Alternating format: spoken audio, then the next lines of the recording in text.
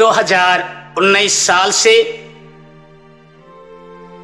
माता कलीसिया में संत मोनिका का पर्व अच्छी तरह मना नहीं पा रहे थे। कोरोना महामारी हमें रोक के रखा था, लेकिन इस बार संत मोनिका का पर्व सभी माताएं उल्लास पूर्वक मनाने जा रही हैं। इसलिए मैं एक छोटा सा संदेश सबों को देना चाहता हूं। अपने माँ बाप, भाई बहन, परिवार, समाज, कुटुंब की आशा, आकांक्षा, अभिलाषा को जानकर हमारे मन प्राण में सपनों के अंबार खड़े हो जाते हैं। जैसे जैसे हम पढ़ते बड़े होते हैं, जीवन को एक नया आयाम देना चाहते हैं, सपनों को एक अच्छी ऊंचाई पहुंचाना चाहते हैं। ख्याल बहुत अच्छा होता है, लेकिन हम में से बहुतों के लिए जैसे ही शादी करते हैं, अभिषेक होता है या व्रत धारण करते हैं, हमारा सपना एक कल्पना मात्र दिखाई देता है।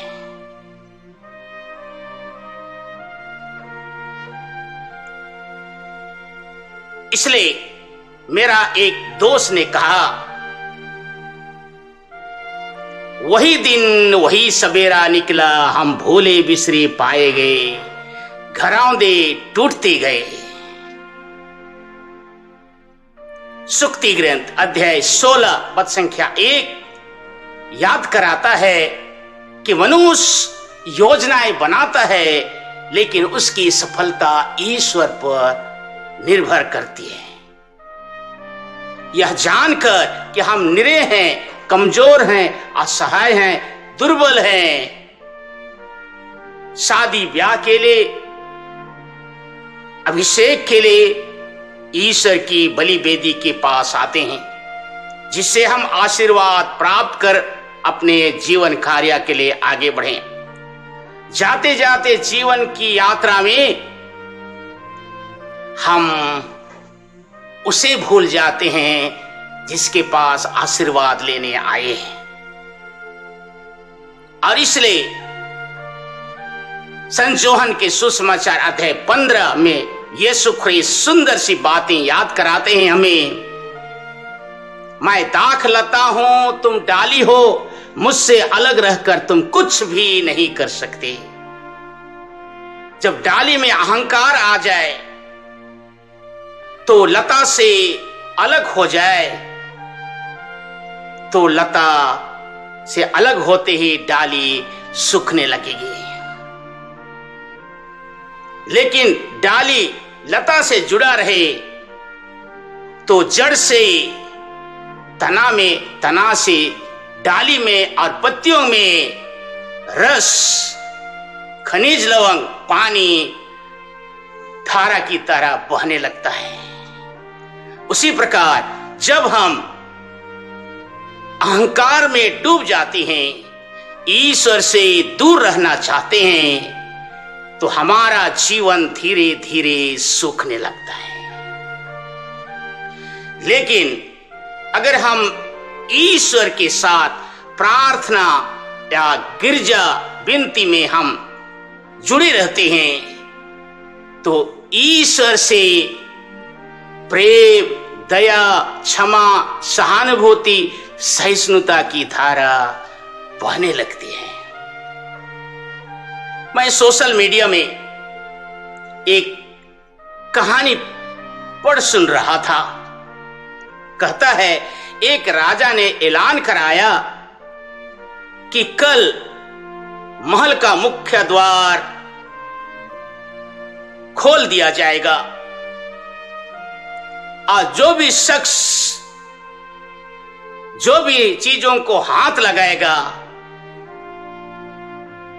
वह उसी का हो जाएगा। ये ऐलान सुनकर सब कोई आपस में बातें करने लगे कि मैं सबसे कीमती चीजों पर हाथ लगाऊंगा। कुछ लोग कहने लगे सोना में हाथ लगाऊंगा, कुछ कहने लगे चांदी में, कीमती जेवरात में, कुछ कहने लगे घोड़े पर, कुछ हाथी पर, कुछ दुधारू गाय पर। सुबह महल का द्वार खुल गया, सब कोई अपने मनपसंद चीजों के लिए दौड़ने लगे। वे इतनी जल्दी में थे कि पहले उसके मनपसंद की चीजें हाथ लग जाए जो जीवन भर उनका हो जाएगा। राजा अपनी जगह बैठ गए, अपने आसपास के भाग दौड़ को देखकर मुस्कुराने लगे। इसी बीच भीड़ में से एक व्यक्ति धीरे धीरे राजा की ओर बढ़ने लगा और नजदीक पहुंचकर उसको छू गया। जैसे उसने राजा को हाथ लगाया, राजा उसका हो गया और राजा की संपूर्ण संपत्ति उसकी हो गई। यहां राजा ने सबों को मौका दिया, लेकिन सब लोगों ने गलती की। इसी प्रकार दुनिया के मालिक हमें भी मौका देते हैं, हम भी वही गलती करते हैं। हम प्रभु को पाने के बजाय परमपिता द्वारा बनाए गए संपत्ति को प्राप्त करने की कामना करते हैं। इस कहानी को संत मोनिका ने अपने जीवन में चरितार्थ कर दिया। संत मोनिका एक कैथोलिक लड़की का जन्म उत्तर अफ्रीका के तगस्ता में हुआ था। उसकी शादी एक गैर ख्रिस्ती पत्रिसियुस के साथ हुआ था। उसे ख्रिस्ती जीवन का कुछ भी पता नहीं था, इसलिए संत मोनिका का गिरजा, विनती, प्रार्थना, बाइबल पठन पसंद नहीं था। वह स्वभाव से गुस्सैलू था, इसलिए वह बार बार खाता, पीता, मारता, पीटता, लड़ाई झगड़ा करता था। दूसरी तरफ उसकी सास एक गैर ख्रिस्ती थी, उससे भी बड़ा एक चुगलखोर थी। एक चुगलखोर घर में नरक पैदा कर देते हैं। तीसरी तरफ उसके 3 लड़के थे, एक लड़की। उनमें से बड़ा लड़का अगस्टीन बेकार, फालतू, आवारा घूमता फिरता था। संत मोनिका डरी नहीं, घबराई नहीं, जीवन भर पत्रिसियुस के लिए प्रार्थना करती रही और मरने के पहले मन परिवर्तन करके एक ख्रिस्ती बना। उसकी सास मरने के पहले बपतिस्मा ग्रहण की और मन परिवर्तन किया। संत मोनिका ने 18 वर्ष उपवास और रोते रोते प्रार्थना करती रही संत अगस्टीन के लिए। जब कभी कोई पुरोहित से मिलती, कहती मेरे बेटे अगस्टीन के लिए प्रार्थना चढ़ा देना। ख्रिस्ती भाई बहनों से मिलती, कहती मेरा बेटा अगस्तीन के लिए प्रार्थना कर देना। उनके आंसुओं को देखकर पिता ईश्वर ने वरदान दिया और संत अगस्टीन मन परिवर्तन किया, एक पुरोहित बना, धर्माध्यक्ष बने और उसके बाद में आज हम सभी जानते हैं एक संत बना। सुक्ति ग्रंथ अध्याय 14 पद संख्या 1 बताता है कि बुद्धिमान स्त्री अपने के लिए घर बनाती है और मूर्ख स्त्री अपने ही हाथों से अपने घर को बिगाड़ देती है। किसी ने सुंदर सा संदेश मुझे भेजा, कहता है देश में राजा समाज में गुरु, परिवार में पिता और घर में मां साधारण नहीं होते। उनके ही हाथों में निर्माण और प्रलय दोनों रहता है। मेरे प्रियजन, आप प्रत्येक जन को जानना चाहिए कि हर व्यक्ति का अपना महत्व होता है। इसलिए प्रवक्ता ग्रंथ अध्याय 36 पद संख्या 26 बताता है, जो पत्नी पाता है उसे खजाना मिल जाता है, उसके लिए योग साथी विश्वस्त सहारा मिलता।